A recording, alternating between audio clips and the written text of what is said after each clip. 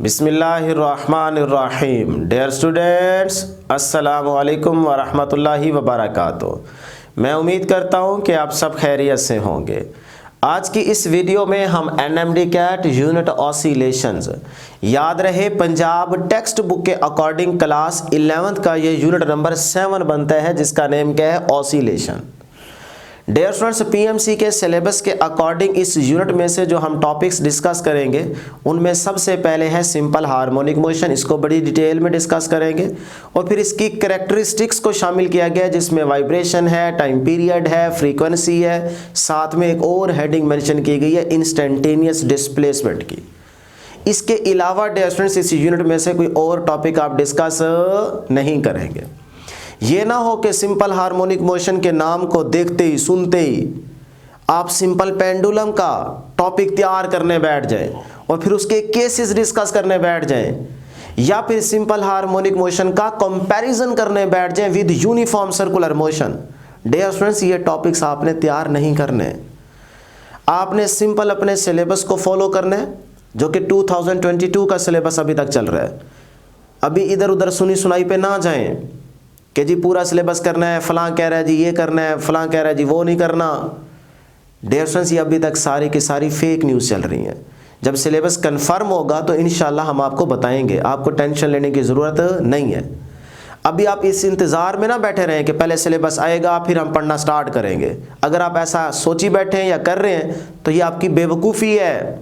वो स्टेटमेंट याद है ना कि if you rest you rust, कि अगर आप आराम करने बैठ गए, इस इंतज़ार में बैठ गए कि पहले सिलेबस आएगा फिर पढ़ना स्टार्ट करेंगे, तो आपके दिमागों को जंग लगना स्टार्ट हो जाएगा। तो इसलिए आप इंतज़ार में ना बैठे रहे। फिलहाल आप 2022 के सिलेबस को ही लेके चले। जब न्यू आएगा, कंफर्म होगा, तो फिर इंशाल्लाह हम आपको बताएंगे। ज़्यादा से ज़्यादा 2-3 टॉपिक चेंज हो जाएंगे बस। तो इसलिए आप इस इंतज़ार में ना बल्कि अपनी तैयारी स्टार्ट करें। तो डियर स्टूडेंट्स, इस यूनिट में से जो कि पंजाब टेक्स्ट बुक का यूनिट 7 बनता है, इसमें से जो हम एनएमडी कैट के सिलेबस के पॉइंट ऑफ व्यू से टॉपिक्स डिस्कस करेंगे वो आज इंशाल्लाह इसी एक लेक्चर में हम कवर करेंगे। तो स्टार्ट करते हैं जी ऑसिलेशन से। डियर स्टूडेंट्स, स्टार्ट हम कुछ इस तरह से लेते हैं कि आपको याद होगा यूनिट 3 में आपने लीनियर मोशन डिस्कस की थी, जिसमें 1 डायमेंशन 2 डायमेंशन को डिस्कस किया था। फिर आप यूनिट 5 के अंदर आए सर्कुलर मोशन, तो आपने सर्कुलर मोशन को पढ़ा था, जिसके अंदर डिस्टेंस की वैल्यू क्या रह रही थी, कांस्टेंट फिक्स्ड थी, चेंज नहीं हो रही थी। लेकिन डियर स्टूडेंट्स, आज इस ऑसिलेशन के यूनिट में जो आप मोशन डिस्कस करने जा रहे हैं उसमें डिस्टेंस कांस्टेंट नहीं रहेगा, बल्कि वेरी करेगा, या तो बढ़ रहा होगा या कम हो रहा होगा। ये है फर्क, सही है। तो ऑसिलेशन क्या है, आपने ऑसिलेशन को डिफाइन किया था मैट्रिक में भी और क्लास 11th में भी। तो हम सिंपल तरीके से यहाँ पे डेफिनेशन तो नहीं लिखेंगे, बता आपको ज़रूर देते हैं। अगर आप चाहते हैं कि हमें हर एक डेफिनेशन मिले लिखी हुई, तो फिर डियर स्टूडेंट्स आपको इस यूनिट 7 की प्लेलिस्ट में जाना पड़ेगा। वहाँ पे हर टॉपिक पे अलग अलग आपको वीडियो डिटेल में मिल जाएगी, जिसमें हमने हर डेफिनेशन को अच्छे तरीके से समझाया भी हुआ है और लिखा भी हुआ है। ठीक है, यहाँ पे क्योंकि हमने एनएमडी कैट के पॉइंट ऑफ व्यू से चीज़ों को लेके चलना है, तो इसीलिए डेफिनेशन लिखने की ज़रूरत नहीं है। हाँ, अगर कुछ स्टूडेंट्स डायरेक्ट इस वीडियो पे आए हैं और या जिनकी क्लास 11th में टॉपिक में से कोई कमी कोताही रह गई है, तो वह हम कोशिश करेंगे कि बोल के आपको ज़रूर क्लियर करवाएं। ठीक है, तो ऑसिलेशन क्या है, to and fro motion of an object about a fixed point is called oscillation. यही पढ़ी थी ना आपने डेफिनेशन।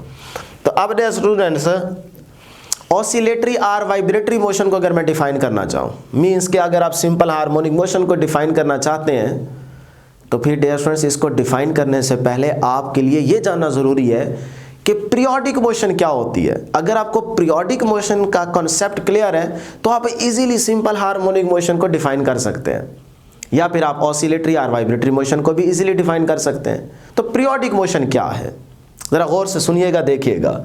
अगर मैं सर्कुलर मोशन में रहते ही पीरियोडिक मोशन को डिफाइन करना चाहूँ तो ज़रा गौर करना है बोर्ड पे कि डियर स्टूडेंट्स, ये आपको एक सर्कल नज़र आ रहा है। ठीक है, सपोज करते हैं कि आपके पास एक बॉडी है और वो बॉडी इस पॉइंट ए से मूव करना स्टार्ट करता है। पॉइंट ए है, यहाँ से मूव किया उसने, पॉइंट बी तक पहुँचा, ये आपके पास पॉइंट बी, फिर बी से पहुंचा सी पे, ये फिर सी से पहुंचा डी पे, और फिर डी से दोबारा पहुंच गया ए पे। तो बॉडी ने एक चक्कर कंप्लीट किया इन अ सर्कुलर पाथ। सही है। फिर डियर स्टूडेंट्स वही बॉडी दोबारा इस पॉइंट ए से निकलता है, बी पे पहुंचता है, फिर बी से सी पे, फिर सी से डी पे, फिर डी से ए पे। तो जब उसने पहला चक्कर कंप्लीट किया तो उसे कुछ ना कुछ टाइम लगेगा ना, वो टाइम क्या कहलाएगा, टाइम पीरियड, और वो होगा टी। सही। जब दूसरा चक्कर कंप्लीट करेगा तो फिर उसका टाइम क्या लगेगा उसको, 2t। फिर तीसरा चक्कर कंप्लीट करेगा 3t, फिर इस तरह चौथा चक्कर कंप्लीट करेगा, फिर पांचवा चक्कर कंप्लीट करेगा। तो जरा यहां पे गौर करें क्या चल रहा है।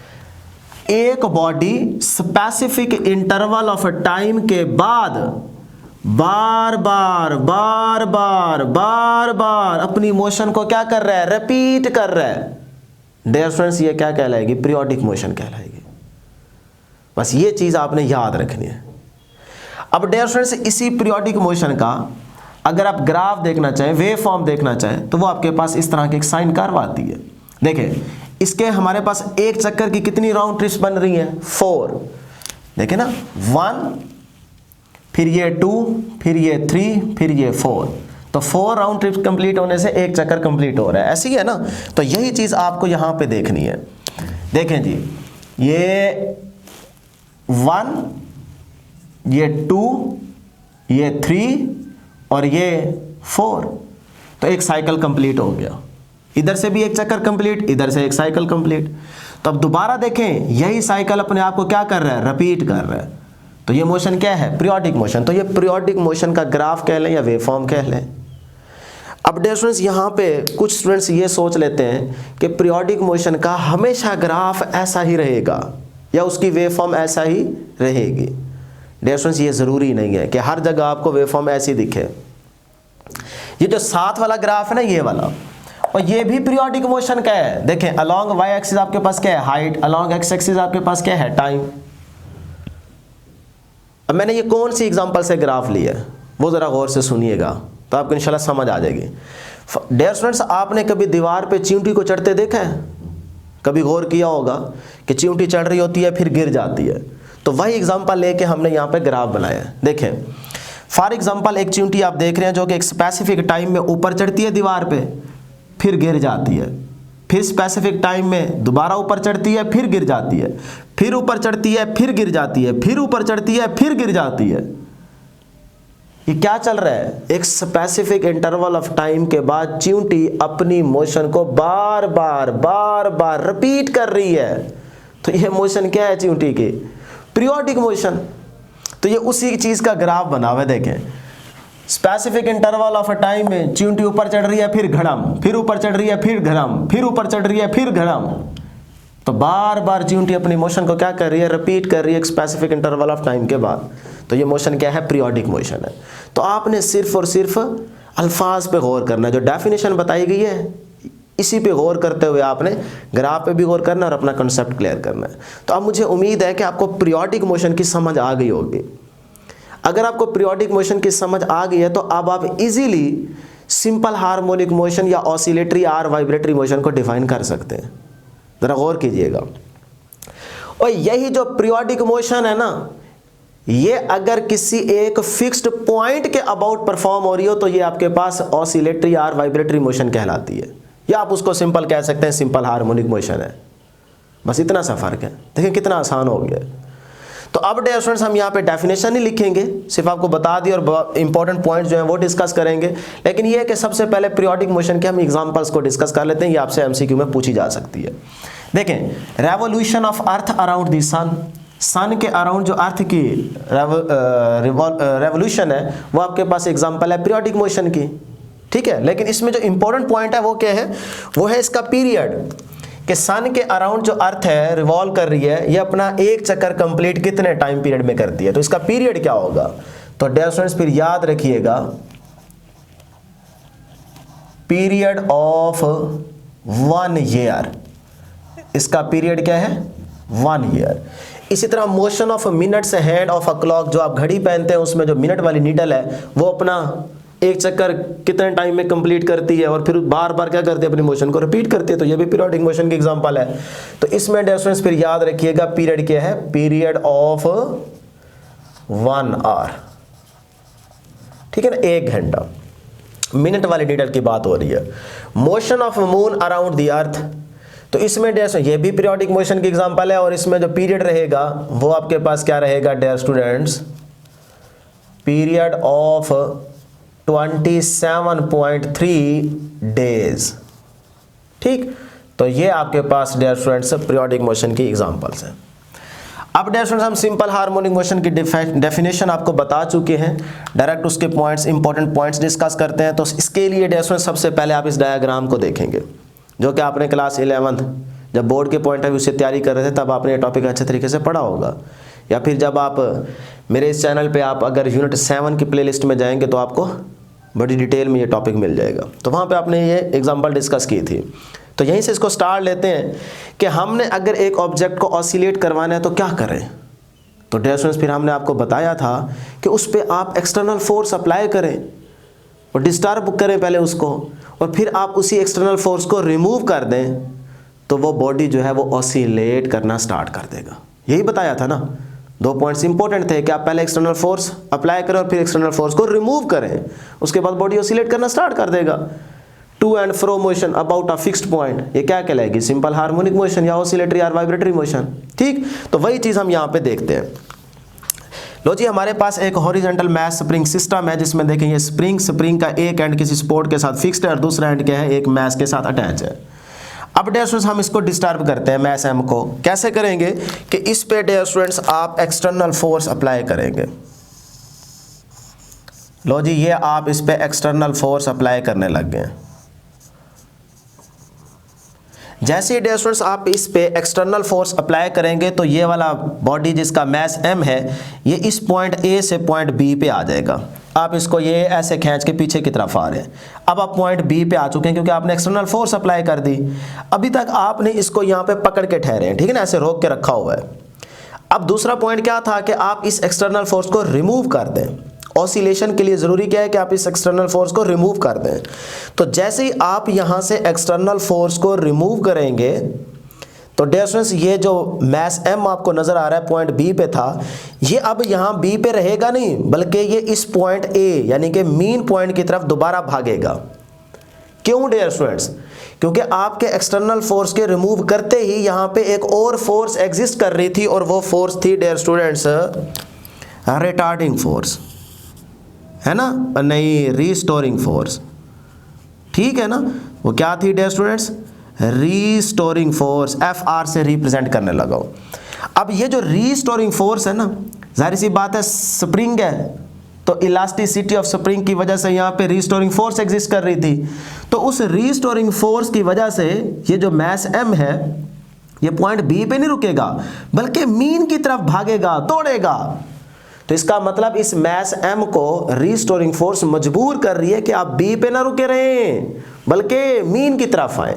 तो इसका मतलब डियर स्टूडेंट्स यहाँ से बड़ा इंपॉर्टेंट पॉइंट मिल गया कि एक्सट्रीम से मीन की तरफ बॉडी को कौन लेके आ रहा है, वो लेके आ रहा है जी रीस्टोरिंग फोर्स। ठीक, ये पहला इंपॉर्टेंट पॉइंट आपको मिल गया। अब जब मीन पे आएगा बॉडी तो मीन पे फिर रुक नहीं जाएगा, बल्कि मीन से, इस मीन से दूसरे एक्सट्रीम की तरफ जाएगा। अब डियर स्टूडेंट्स इंपॉर्टेंट पॉइंट सुनिएगा भाई, ये बात तो समझ आती है कि इस एक्सट्रीम से मीन की तरफ बॉडी को लेके आ रहा है रीस्टोरिंग फोर्स।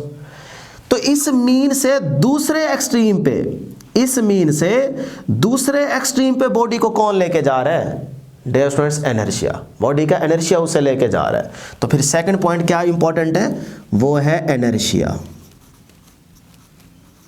ठीक, तो ये 2 बड़े इंपॉर्टेंट पॉइंट्स हैं, और बल्कि यही आपकी रिक्वायरमेंट्स हैं ऑसिलेशन के लिए, सिंपल हार्मोनिक मोशन के लिए। 2 कंडीशंस बड़ी इंपॉर्टेंट है, नंबर 1 रीस्टोरिंग फोर्स, और नंबर 2 डियर स्टूडेंट्स एनर्शिया। अब देखें फिर यही चीज़ दोबारा रिपीट होगी कि इस एक्सट्रीम से दोबारा मीन की तरफ, एक्सट्रीम से मीन की तरफ, एक्सट्रीम से मीन की तरफ कौन लेके जाएगा, restoring force.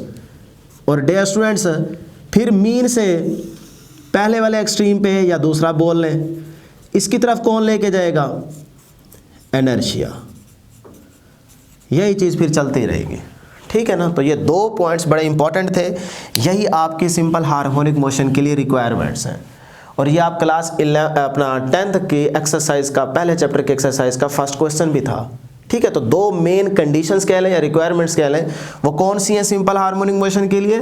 Number 1 restoring force, number 2 inertia. तो यहाँ पे मैं लिख देता हूँ रिक्वायरमेंट्स, ये आपका इंपॉर्टेंट एमसीक्यू बन गया। पहली रिक्वायरमेंट है जी रीस्टोरिंग फोर्स, और दूसरी क्या है? इनर्शिया।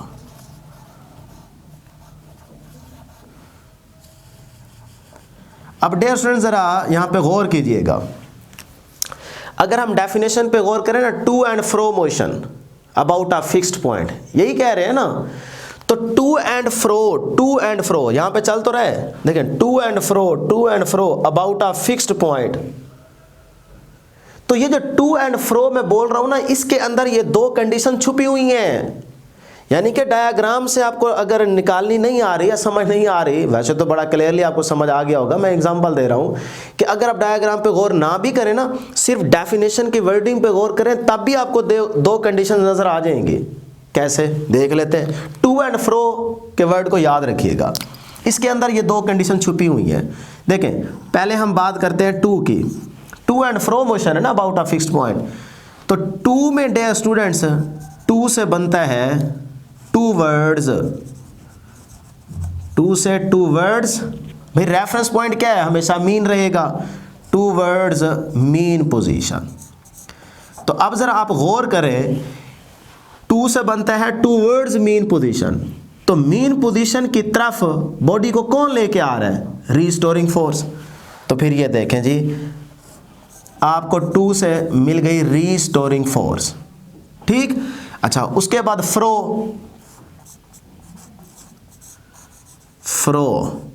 अब फ्रो एफ से स्टार्ट हो रहा है ना, तो ये बनता है फ्रॉम, एफ से फ्रॉम मीन पोजीशन। तो डियर स्टूडेंट्स मीन पोजीशन से, तो देखें मीन पोजीशन से दूसरे एक्सट्रीम की तरफ कौन लेके जा रहा है बॉडी को? इनर्शिया। तो भाई फिर इधर आपको पॉइंट मिल गया इनर्शिया। तो देखा, इस तरह से dear students to and fro के वर्ड में ही आपको ये दो कंडीशंस मिल जाएंगी, रीस्टोरिंग फोर्स और इनर्शिया। अब डियर स्टूडेंट्स यहीं पे आपने दो इंपॉर्टेंट पॉइंट्स या एमसीक्यूज कह सकते हैं, वो याद रखने हैं। रीमेंबर, याद रखिएगा कि हमने यहाँ पे पीरियोडिक मोशन डिस्कस की और सिंपल हार्मोनिक मोशन को लेके चल रहे हैं। तो अगर मैं आपसे पूछूं कि क्या सारी की सारी जो पीरियोडिक मोशन होती है, यानी कि हर पीरियोडिक मोशन क्या सिंपल हार्मोनिक मोशन होती है कि नहीं होती, ये आपसे मेरा क्वेश्चन है। तो आप यस और नो में आंसर करना चाहें तो आप कमेंट सेक्शन में आंसर कर सकते हैं, बल्कि कीजिएगा ज़रूर। मतलब जो पीरियोडिक मोशन हो, क्या ये ज़रूरी है कि वो हर हाल में सिंपल हार्मोनिक मोशन ही होगी? तो डियर स्टूडेंट्स इसी तरह दूसरा क्वेश्चन आपसे ये पूछा जा सकता है कि क्या जो सिंपल हार्मोनिक मोशन होती है, यानी कि जो बॉडी सिंपल हार्मोनिक मोशन रखता है, क्या वो उसके लिए ज़रूरी है कि वो पीरियोडिक मोशन भी रखे, या उसकी पीरियोडिक मोशन ही होगी? ये दो क्वेश्चन है। फिर से रिपीट कर देता हूं, क्या हर periodic motion simple harmonic motion हो सकती है कि नहीं हो सकती? क्या हर सिंपल हार्मोनिक मोशन, तमाम की तमाम simple harmonic motion periodic motion ही होती हैं या नहीं होती?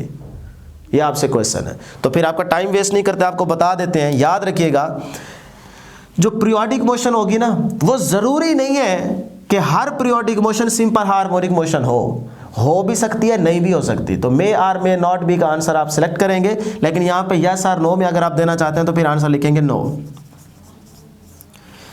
क्योंकि जो पीरियोडिक मोशन है वो जरूरी नहीं है कि सिंपल हार्मोनिक मोशन हो। ये आपने कंपैरिजन में पढ़ा था ना, simple harmonic motion with uniform circular motion के टॉपिक में, कि सर्कुलर पाथ में जब एक बॉडी मूव कर रहा था तो उसकी मोशन पीरियोडिक तो थी, लेकिन सिंपल हार्मोनिक मोशन उसे नहीं कहते। हाँ, उसके जो प्रोजेक्शन की मोशन है वो सिंपल हार्मोनिक मोशन होती है। चीज़ याद है ना, तो वही चीज़ आ जाती है। तो सिंपल हार्मोनिक मोशन जो होगी वो हर हाल में पीरियोडिक होगी ही होगी। तो इसीलिए इसका आंसर क्या बन जाएगा? यस। लो जी डियर स्टूडेंट्स, अब हम डायरेक्ट मैथमेटिकल स्टेप्स की तरफ आते हैं। देखें, according to Hooke's law, class 9th में भी आपने पढ़ा था, क्लास 10th में भी पढ़ा था, और फिर 11th में भी पढ़ा है। तो हुक्स लॉ क्या होता है? यहाँ पे देखें, अगर आप जितनी एक्सटर्नल फोर्स ज़्यादा अप्लाई करेंगे उतना स्प्रिंग में एक्सटेंशन, एलोंगेशन ज़्यादा प्रोड्यूस होगी। तो फिर मैं कह सकता हूँ कि भाई यहाँ पे जो एक्सटर्नल फोर्स है वो डायरेक्टली प्रोपोर्शनल है डियर स्टूडेंट्स किसके? डिस्प्लेसमेंट के कह लें या एक्सटेंशन कह लें, ठीक। तो अब इस डायरेक्टली प्रोपोर्शनलिटी को हटाकर हम यहाँ पे कांस्टेंट लेके आएंगे, और वो कांस्टेंट क्या है डियर स्टूडेंट्स, वो कांस्टेंट है जी के। तो ये बन गया के इंटू एक्स, ठीक है जी। अब डियर स्टूडेंट्स यहाँ पे आपको according to Hooke's law definition तो मिल गई, force is equal to K X, clear.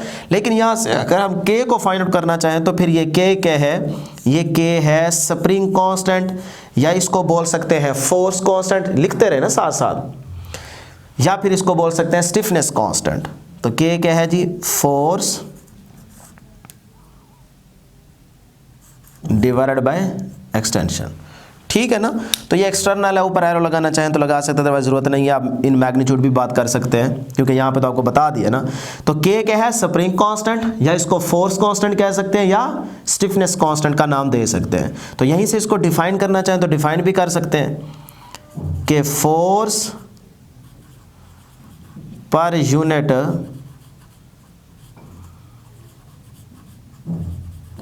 Extension, ये बेसिकली है डिस्प्लेसमेंट, ठीक है ना। तो ये आपके पास डेफिनेशन होगी। अब डियर स्टूडेंट्स इसी स्प्रिंग कांस्टेंट के यूनिट को देख लेते हैं, छोटी छोटी चीज़ें हैं ताकि अगर कोई एमसीक्यू आ जाए तो फिर आपको पता होना चाहिए। तो यूनिट कैसे इसका निकालेंगे, देखें फोर्स पर यूनिट एक्सटेंशन मतलब डिस्प्लेसमेंट, तो फोर्स का क्या होता है न्यूटन, डिवाइडेड बाय डिस्प्लेसमेंट का क्या होता है मीटर, तो न्यूटन पर मीटर आपके पास इसका यूनिट आ जाएगा। अच्छा, इसी चीज़ को अगर हम इन बेस यूनिट लिखना चाहें तो इन बेस यूनिट ये न्यूटन किसके इक्वल होगा, केजी मीटर पर सेकंड स्क्वायर, और ये वाला मीटर वैसे का वैसे, तो ये मीटर मीटर से कैंसल, तो आपके पास बेस यूनिट आ गया, क्या आ गया जी, केजी पर सेकंड स्क्वायर। तो यहीं से डियर स्टूडेंट्स अगर आप डायमेंशन लिखना चाहें तो डायमेंशन भी लिख सकते हैं, MLT की फॉर्म में लिखना चाहें तो पहले kg है तो ये क्या आ जाएगा कैपिटल M, उसके बाद L नहीं है ना तो L की पावर 0, अगर MLT की फॉर्म में लिखना हो तो ये आ जाएगी जी पावर इसकी 1, L की 0, आगे सेकंड है तो T की -2।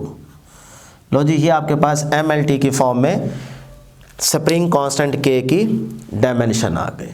तो नेक्स्ट डियर स्टूडेंट्स हमारे पास है रीस्टोरिंग फोर्स। अब रीस्टोरिंग फोर्स यहाँ पे देखें, एक्सटर्नल फोर्स की मैग्नीट्यूड में इक्वल है, डायरेक्शन में क्या है अपोजिट। तो फिर डियर स्टूडेंट्स मैं लिख सकता हूँ ना कि जो रीस्टोरिंग फोर्स होती है हमारे पास वो किसके इक्वल है जी, वो है हमारे पास restoring force is equal to minus, देखें ना डायरेक्शन में अपोजिट मैग्नीट्यूड में सेम, माइनस का kx। लो जी, ये हमारे पास रीस्टोरिंग फोर्स आ गई। अब डियर स्टूडेंट्स अगर मैं इसी चीज को ऐसे लिखूं तो भी तो कोई मसला नहीं होगा ना कि external force is equal to minus restoring force, ठीक है जी, लिख सकता हूं।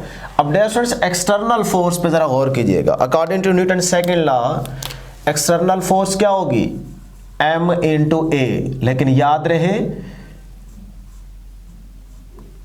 कि एक्सेलरेशन जो है वो रीस्टोरिंग फोर्स की वजह से होगा। देखिए ना एक्सटर्नल फोर्स की जगह लिखा ma और आगे क्या है माइनस, रीस्टोरिंग फोर्स क्या है kx के इक्वल, तो ये आ जाएगा kx। अब यहां पे देखें जो एक्सेलरेशन है बेसिकली वो रीस्टोरिंग फोर्स की वजह से है, वो एक्सटर्नल फोर्स की वजह से नहीं है।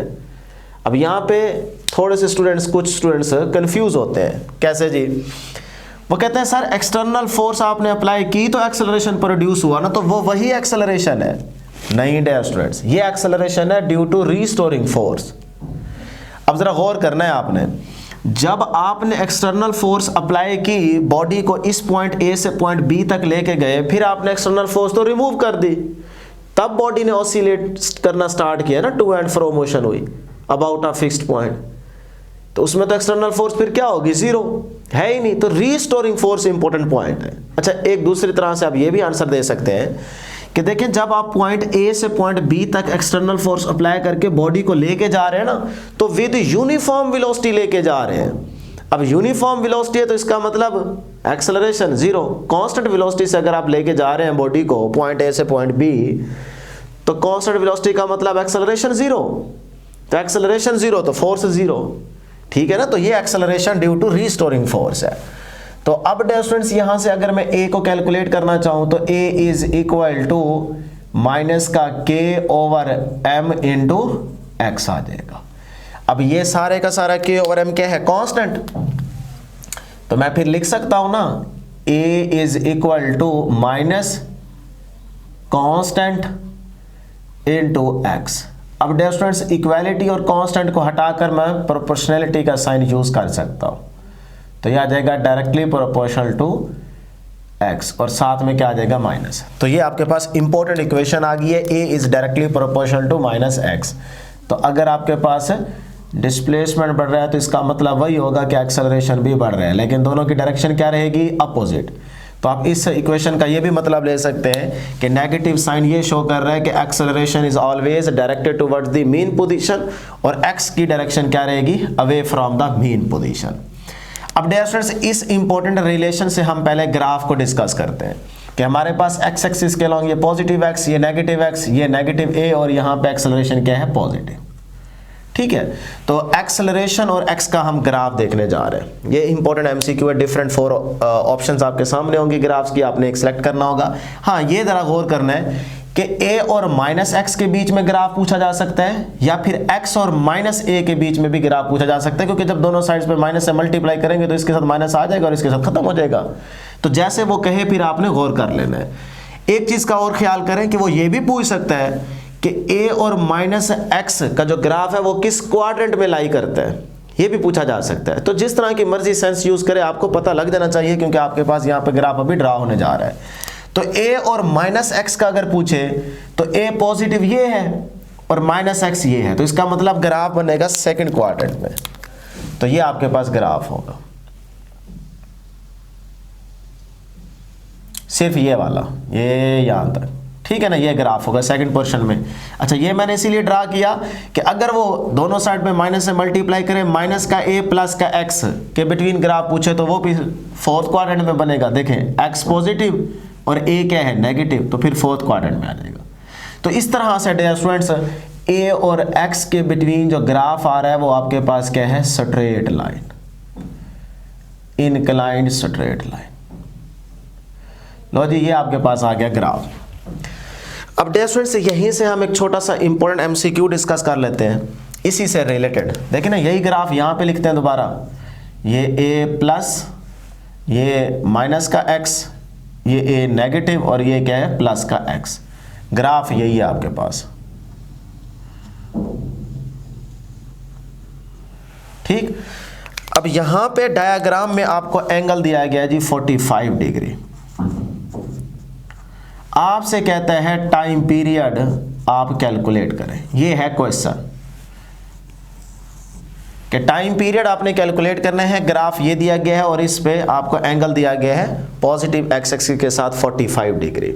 टाइम पीरियड आपने कैलकुलेट करना है, तो कैसे करेंगे डियर स्टूडेंट? सबसे पहले इस ग्राफ का आपको स्लोप निकालना पड़ेगा। देखिए, आपका टाइम ज़ाया नहीं करते, हम आपको बता देते हैं कि स्लोप इज इक्वल टू क्या होता है, स्लोप tan थीटा के भी तो इक्वल होता है ना, और tan थीटा क्या होता है, परपेंडिकुलर ओवर बेस। तो फिर मैं लिख सकता हूं ना delta y over delta x। अब डियर स्टूडेंट्स ये देखें, tan theta is equal to, भाई डेल्टा y एक्सिस के अलॉन्ग क्या है, a acceleration, divided by x axis के अलॉन्ग क्या है, x। तो a ओवर x किसके इक्वल होता है? अगर आपको याद हो तो आपने ये रिलेशन पढ़ा था ना एक्सेलरेशन का, a is equal to minus omega square into X. अब यहां से देखें, a ओवर x जो है वो किसके इक्वल आ रहा है, माइनस का ओमेगा स्क्वायर। सही है, तो इसका मतलब मैं कह सकता हूं कि a ओवर x जो है ये किसके इक्वल आ रहा है, माइनस इंटू ओमेगा स्क्वायर। तो ये आपके पास क्या आ गया डियर स्टूडेंट, स्लोप आ गया। ठीक है, तो tan theta is equal to minus omega square. अच्छा, अब यहां पे आप वैल्यू पुट करें जी, tan थीटा कितना दिया गया, ये 45, तो मैं लिख देता हूं 45 is equal to minus omega square. tan 45 क्या होता है, 1 is equal to minus into omega square. डियर स्टूडेंट्स हमें क्या चाहिए, हमें चाहिए टाइम पीरियड। तो ओमेगा किसके इक्वल होता है, 2 पाई ओवर t के इक्वल। तो दोनों साइड्स पे आप पहले क्या करें, स्क्वायर रूट ले लें, क्योंकि स्क्वायर को खत्म करना है ना। ठीक, तो ये आ जाएगा जी आपके पास omega square is equal to 1, sorry omega is equal to 1, सही है ना। तो ओमेगा की जगह क्या लिखेंगे 2 पाई ओवर टी, यहाँ पे मैंने स्टेटमेंट लिखनी है, इसको ऊपर ले चलते हैं, ओए होए होए, चलें जी। तो omega is equal to 1, omega की जगह लिखते हैं जी 2 pi over T is equal to 1। तो अब डियर स्टूडेंट्स ये क्या बन जाएगा, टी इधर आ जाएगा, तो टी इज इक्वल टू 2 पाई आ जाएगा। तो इसका मतलब यहाँ पे आपको टाइम पीरियड मिल गया, t is equal to 2 pi second. लो जी, ये आपके पास आंसर होगा। डिफरेंट ऑप्शंस होंगी, आप उनमें से ये वाले ऑप्शन सेलेक्ट कर लेंगे।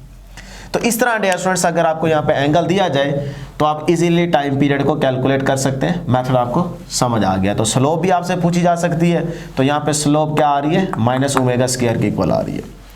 तो इसी से रिलेटेड डियर स्टूडेंट्स एक और एमसीक्यू यहाँ पे देखते हैं कि अगर आपसे पूछा जाए कि भाई आप बताएं रेशो बिटवीन, स्टेटमेंट लिखने लगा हूँ कि ratio between A and x. याद रखिएगा अगर body simple harmonic motion perform कर रहा है, सिंपल हार्मोनिक मोशन अगर बॉडी परफॉर्म कर रहा है तो ए और एक्स के बिटवीन रेशो किसके इक्वल होगी। अल्फा ऑप्शन है मैक्सिमम एट मीन पोजीशन, जब body simple harmonic motion perform कर रहा होगा तब उसकी मीन पोजीशन पे वैल्यू ए ओवर एक्स की मैक्सिमम होगी, या फिर मैक्सिमम एट एक्सट्रीम, एक्सट्रीम पे ए ओवर एक्स की वैल्यू मैक्सिमम होगी, या फिर चार्ली जीरो एट ऑल, या फिर डेल्टा ऑप्शन क्या है कांस्टेंट एट ऑल पॉइंट्स। तो अब डियर स्टूडेंट्स इधर उधर आपको देखने की सोचने की जरूरत नहीं है, आप जरा इस रिलेशन पे गौर करें। ये वाला ए ओवर एक्स, तो यहां से रेशो निकालें, a over x is equal to, भाई क्या आ रहा है कांस्टेंट, क्या आ रहा है कांस्टेंट। तो फिर मैं कह सकता हूं ना यहाँ पे ये वाली ऑप्शन हो नहीं सकती, ये वाली भी नहीं हो सकती, ये वाली भी नहीं हो सकती, भाई कांस्टेंट एट ऑल पॉइंट्स, तो इसका मतलब डेल्टा ऑप्शन ठीक है। तो आप डेल्टा ऑप्शन को सिलेक्ट कर लेंगे, सही है। तो सिर्फ कहने का मतलब है कि छोटे छोटे एमसीक्यूज देखें, जो कुछ आपको पढ़ाया जा रहा है ना उससे रिलेटेड किस तरह से एमसीक्यूज बन सकते हैं, ये आपको सिखाना हमारा काम है, ठीक है ना। बाकी आप जिस तरह की स्टेटमेंट आएगी उस तरह से आप इजीली उसको देख के आंसर दे सकते हैं। तो स्प्रिंग कांस्टेंट, नेक्स्ट हम बात करते हैं जी स्प्रिंग कांस्टेंट की। यहां से भी इंपॉर्टेंट एमसीक्यूज आते हैं। सबसे पहले देखें डियर स्टूडेंट्स, स्प्रिंग कांस्टेंट जो है ना, यानी कि जो स्प्रिंग है बेसिकली वो दो तरह का हो सकता है, या तो सॉफ्ट होगा या फिर हार्ड होगा। तो अगर सॉफ्ट होगा तो उसके स्प्रिंग कांस्टेंट की वैल्यू कुछ और होगी, अगर हार्ड होगा तो फिर वैल्यू पे फर्क पड़ेगा। तो वही चीज़ हम यहाँ पे डिस्कस करते हैं कि नंबर 1 डियर स्टूडेंट्स आपके पास स्प्रिंग जो है अगर है सॉफ्ट, ठीक, तो फिर याद रखिएगा इसके कांस्टेंट की जो वैल्यू होगी वो क्या होगी, लेस होगी, कम होगी। क्योंकि सॉफ्ट को खींचना आसान है ना, उसके अंदर इलांगेशन या एक्सटेंशन प्रोड्यूस करना आसान है, मुश्किल नहीं है, ज़्यादा फोर्स लगाने की ज़रूरत नहीं है, कम फोर्स से उसको आप खींच सकते हैं। तो सॉफ्ट स्प्रिंग होगा तो उसका कांस्टेंट की वैल्यू कम होगी, और सॉफ्ट से मुराद ये है कि आपके पास ये स्प्रिंग है, ठीक, सॉफ्ट है। अच्छा, दूसरी आपके पास क्या है जी टाइप इसकी हार्ड। अगर आपके पास हार्ड स्प्रिंग है, सख्त है, थिक है, तो उसको खींचना थोड़ा मुश्किल है, आपको ज़्यादा फोर्स लगानी पड़ेगी। तो इसलिए अगर हार्ड स्प्रिंग है तो फिर कांस्टेंट के की वैल्यू क्या होगी, ज़्यादा होगी, ठीक। और अगर ज़्यादा है तो फिर इसका मतलब ज़रा स्प्रिंग को आप थिक बना देंगे, ये ऐसे, इसको थोड़ा बोल्ड कर दें। ये आपके पास क्या आ गया जी, हार्ड स्प्रिंग, और ये क्या है, सॉफ्ट स्प्रिंग। अब डियर स्टूडेंट्स इसमें जो एमसीक्यू आता है ना ज़्यादातर वो आता है कटिंग का। तो इसके कटिंग का केस आपको पता होना चाहिए। देखें, कटिंग हमारे पास दो तरह की हो सकती है, इक्वल पार्ट्स में और अनइक्वल पार्ट्स में। फॉर एग्जांपल ये आपके पास एक स्प्रिंग है जिसकी लेंथ क्या है, इनिशियल एल, और इसका कांस्टेंट क्या होगा, सपोज कर लेते हैं इसका कांस्टेंट होगा के, सही। अब हम क्या करते हैं, इक्वल पार्ट्स में इसको कट करते हैं। तो ये देखें जी, यहाँ पे हम इसको कट कर देते हैं, ये यहाँ पे। अब मैंने इक्वल पार्ट्स में इस स्प्रिंग जिसका कांस्टेंट के है उसको दो इक्वल पार्ट्स में कट कर दिया। अब ये वाला पीस अलग हो गया, ये वाला अलग हो गया, तो इसका मतलब इसकी लेंथ क्या हो गई, इसकी लेंथ हो गई जी l/2 और इसकी भी लेंथ हो गई l/2, सही है। अब आपसे पूछा जाएगा भाई इसके कांस्टेंट की वैल्यू क्या है और इसके के की वैल्यू क्या है। यानी कि अब जब ये दो अलग अलग पीसेस हो गए हैं तो इसका स्प्रिंग कांस्टेंट की वैल्यू क्या है और इसके स्प्रिंग कांस्टेंट की वैल्यू क्या है। तो डियर स्टूडेंट्स फिर याद रखिएगा आप उसको कैसे कैलकुलेट करेंगे। देखिए मैं आपको आसान से आसान मेथड बताता हूँ ताकि आपको टाइम ज़ाया ना हो। जितने इक्वल पार्ट्स में आप उसको डिवाइड करेंगे ना, तो जितने आपके पास पार्ट्स बनेंगे उसको आप k से मल्टीप्लाई कर दें, उतने नंबर्स को आप क्या करें, k से मल्टीप्लाई कर दें। देखें अब हमारे पास दो ही पार्ट्स है ना, तो इसका मतलब आप क्या करें, टू इक्वल पार्ट्स हैं तो 2 को आप k से मल्टीप्लाई कर दें। भाई ये शॉर्टकट है। यानी कि शॉर्टकट लिखेंगे कैसे आप, कि जो न्यू k आएगा कांस्टेंट, उसका फार्मूला क्या बनेगा भाई, जितने पार्ट्स हैं वो n बन जाएंगे ना, तो n इंटू k। अब देखें दो इक्वल पार्ट्स हैं तो 2 को यहां पुट करें n की जगह, तो 2k, तो इसकी भी वैल्यू 2k होगी और इसकी वैल्यू भी 2k होगी। लो जी स्प्रिंग कांस्टेंट आ गया। इसी तरह अगर 3 इक्वल पार्ट्स होते हैं, यानी कि स्प्रिंग को हम 3 इक्वल पार्ट्स में कन्वर्ट करते हैं, कट करते हैं, तो फिर इसका मतलब यहां पे क्या आ जाता 3, तो हर एक की, यानी कि अगर एक स्प्रिंग ये है और एक स्प्रिंग ये है और एक स्प्रिंग ये है, इस तरह 3 इक्वल पार्ट्स में अगर हम इसको कट करते हैं तो फिर इसका मतलब यहाँ पे 3 लिखते तो इसकी वैल्यू भी 3k, इसकी वैल्यू भी 3k, इसकी वैल्यू भी 3k। ये है इसका शॉर्टकट फार्मूला जो आप याद रखेंगे। अब डियर स्टूडेंट्स यहाँ पे एक और पॉइंट याद रखें, अगर इस तरह से जब हमने इनको कट किया 2 इक्वल पार्ट्स में, अब इन दोनों को अगर जोड़ना हो, ऐड करना हो सीरीज में, यानी कि इसको इस एंड से अगर हम जोड़ दें, फिर बताएं कि हमारे पास कांस्टेंट k की वैल्यू क्या होगी। अब आपने ये नहीं कह देना कि भी जोड़ेंगे तो फिर वही दोबारा k बन जाएगा, नहीं, आपने कैलकुलेट करना है, ठीक है ना।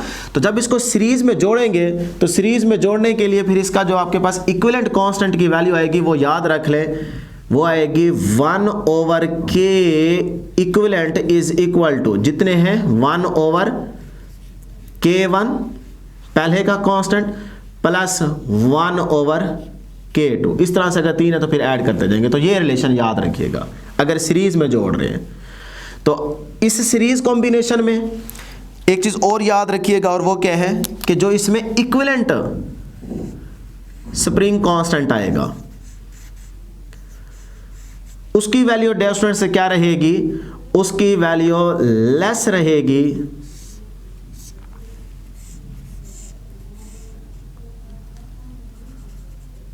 के इंडिविजुअल से। यानी कि जितने स्प्रिंग कांस्टेंट के यूज हो रहे होंगे उनमें जिसकी वैल्यू सबसे कम होगी उससे भी इक्विवेलेंट कांस्टेंट के की वैल्यू क्या आएगी, लेस आएगी सीरीज कॉम्बिनेशन में, ठीक है ना।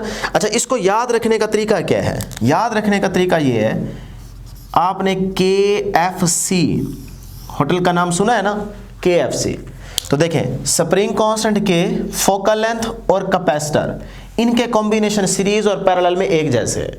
अब सीरीज कॉम्बिनेशन अगर कैपेसिटर का आपको याद हो, रेजिस्टेंस के साथ उलट बना रहा था ना, रिवर्स था, तो रेजिस्टेंस में क्या होता है series R1 plus R2 plus R3, और इक्विवेलेंट रेजिस्टेंस क्या होती है, ग्रेटर होती है इंडिविजुअल रेजिस्टेंस से।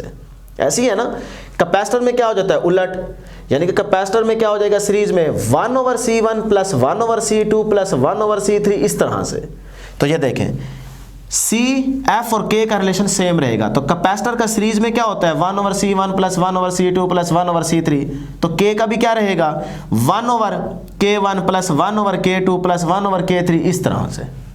तो K, F और C, KFC याद रख ले होटल का नाम। तो इस तरह से इन तीनों का रिलेशन क्या रहेगा, सेम रहेगा, एक जैसा रहेगा सीरीज में और पैरेलल में। क्लियर है। अब आ जाए जी इधर अनइक्वल पार्ट्स। अगर आपके पास स्प्रिंग है और उसकी लेंथ क्या है इनिशियल L और इसका कांस्टेंट क्या है K। अब आप क्या करते हैं, इसको अनइक्वल पार्ट्स में कट करते हैं।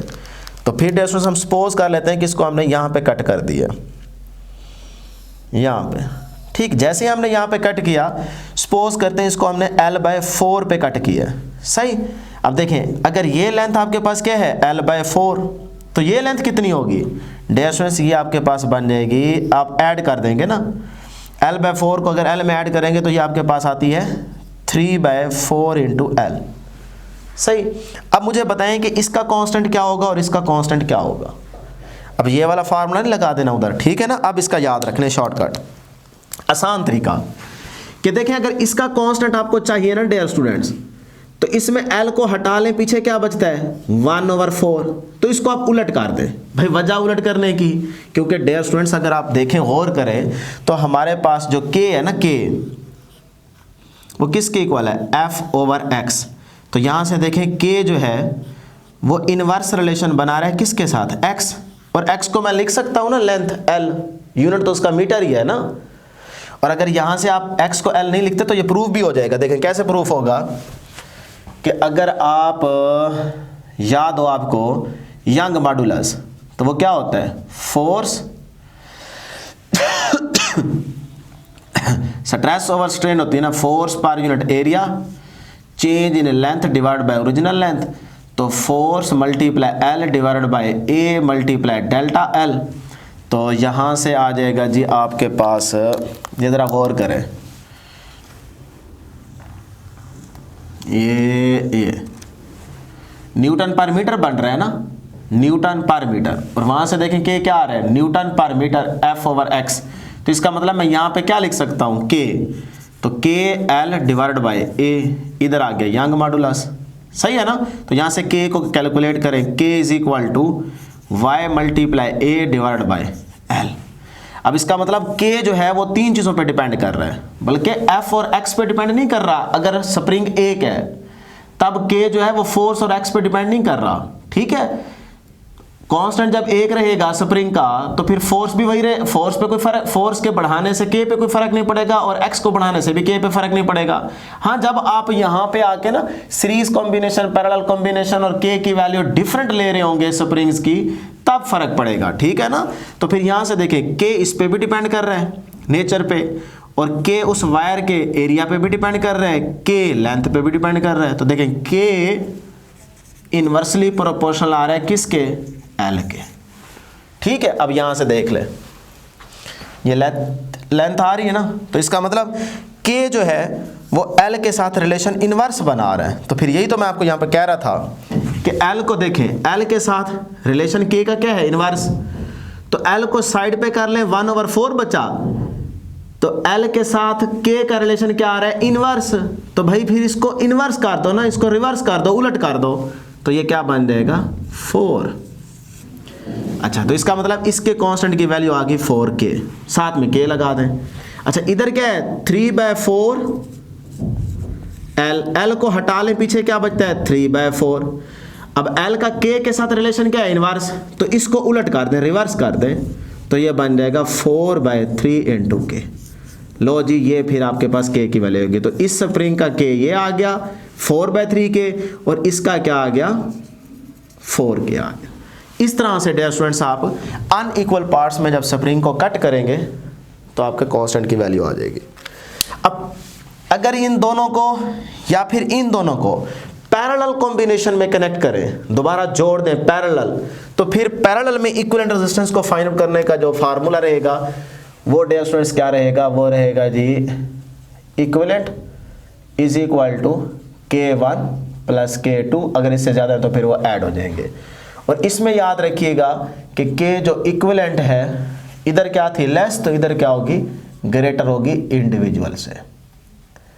यानी कि जितने आप स्प्रिंग कांस्टेंट यूज कर रहे होंगे उसमें से जिसकी सबसे ज्यादा वैल्यू होगी उससे भी ज्यादा आएगा क्या K इक्विवेलेंट, सही है। तो ये थे डिस्टेंस कुछ कॉम्बिनेशन स्प्रिंग के। अब यहाँ पे थोड़ा सा और डिस्कस कर लेते हैं कि अगर आपके पास इस तरह से एंड टू एंड कनेक्ट हो, ये भी सीरीज कॉम्बिनेशन ही है, ठीक है, एंड टू एंड। सपोज करते हैं, क्योंकि ये भी एमसीक्यू आता है तो बच्चे कंफ्यूज हो जाते हैं, वो सिर्फ ये वाली चीज़ याद रख के बैठे होते हैं। तो यहाँ पे ये स्प्रिंग है जिसका कांस्टेंट क्या है K1, ये स्प्रिंग है जिसका कांस्टेंट क्या है K2, सही। और इनके साथ हमने कॉमन यहाँ पे एक वेट कनेक्ट कर रखा है जिसका वेट क्या है जी mg। अब डियर स्टूडेंट्स, अगर इधर कंडीशन हम अप्लाई करें कि इफ अगर इन दोनों का जो कांस्टेंट है वो क्या है इक्वल, तो फिर याद रखिएगा सीरीज कॉम्बिनेशन में इन दोनों में जो एक्सटेंशन प्रोड्यूस होगी वो भी क्या होगी एक जैसी होगी, x1 is equal to x2, और फोर्स भी सेम रहेगी, फोर्स भी इक्वल डिवाइड हो जाएगी। अगर 100 न्यूटन का वेट है यहाँ पे, तो इसका मतलब इस पे भी 100 न्यूटन की फोर्स अप्लाई हो रही होगी और इस पे भी 100 न्यूटन की फोर्स अप्लाई हो रही होगी। ये नहीं कि अगर 100 न्यूटन का वेट है तो 50 इधर 50 इधर, ना 100 इधर 100 इधर, इक्वल डिवाइड हो जाएगी, ठीक है ना। अच्छा, उसके बाद अगर हम कंडीशन ये अप्लाई करें कि भाई दोनों के कांस्टेंट की वैल्यू इक्वल नहीं है, डिफरेंट है, इसकी कुछ और है, इसकी कुछ और है, तवज्जो साथ साथ नोट करते जाएं, इसकी वैल्यू कुछ और है, इसकी वैल्यू कुछ और है, तो फिर क्या होगा?